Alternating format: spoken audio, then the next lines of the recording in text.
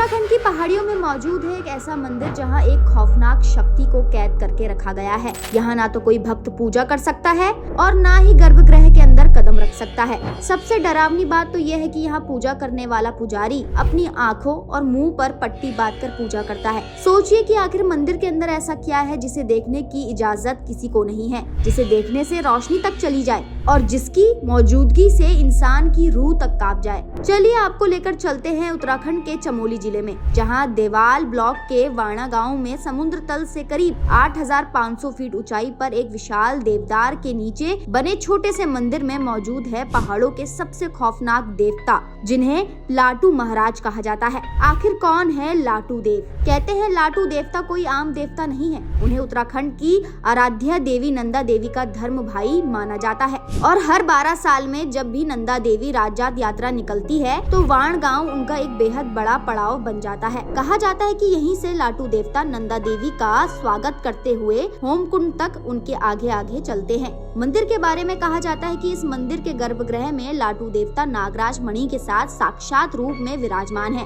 और उसी मणि के दर्शन इंसान की आंखों की रोशनी तक छीन सकते हैं। इसलिए जब भी मंदिर में पूजा होती है तो पुजारी पहले अपनी आंखों पर पट्टी बांधता है और मुंह पर भी कपड़ा कसकर बांधता है, क्योंकि लोगों का मानना है अगर पुजारी ने सांस ली, अगर मुंह की गंध देवता तक पहुंच गई तो अनहोनी हो सकती है। और यही वजह है कि मंदिर के अंदर पूजा करने का अधिकार सिर्फ एक इंसान को होता है, सिर्फ पुजारी को। बाकी श्रद्धालु मंदिर से करीब 75 फीट दूर खड़े होकर पूजा करते हैं, बस घंटियां और मंत्रों की आवाज सुनते हैं। दिलचस्प बात तो ये है कि इस मंदिर के कपाट साल में बस एक ही दिन खोले जाते हैं और उसी दिन बंद भी कर दिए जाते हैं। दरअसल उस दिन वाण गांव में ऐसा मेला लगता है जैसे पूरा पहाड़ जाग गया हो। उस दिन यहाँ विष्णु सहस्त्र नाम का पाठ होता है और भगवती चंडिका का जाप भी। मानो ये सिर्फ एक पूजा नहीं बल्कि किसी अदृश्य शक्ति को शांत करने का दिन हो। लेकिन सवाल वही है, लाटू देवता के साथ ये रहस्य आखिर जुड़ा कैसे? तो अब सुनिए इस मंदिर के पीछे की वो पौराणिक कथा। कहते हैं कि जब भगवान शिव का विवाह देवी पार्वती से हुआ, जिनको यहाँ नंदा देवी भी कहा जाता है, तो विदाई के समय उनके भाई बंधु सब कैलाश की तरफ चल पड़े। उनकी यात्रा में एक चचेरा भाई था जिसका नाम था लाटू।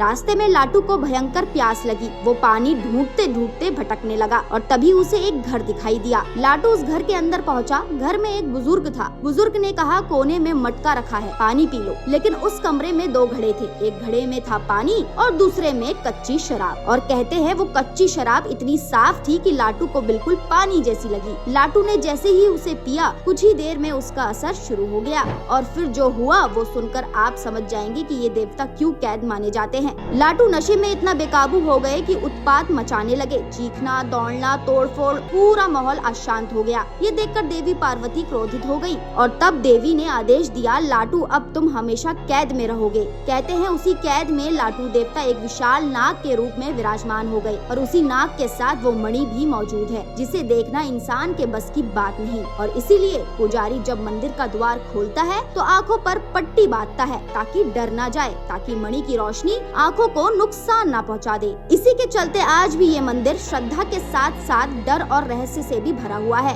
यहाँ लोग अपनी मनोकामना लेकर आते हैं और कहते हैं यहाँ मांगा गया वरदान खाली नहीं जाता। दोस्तों, आप इस पूरी कहानी के बारे में क्या सोचते हैं कमेंट करके जरूर बताइएगा और ऐसी ही और रहस्यों के लिए हमारे चैनल को सब्सक्राइब करना ना भूलें।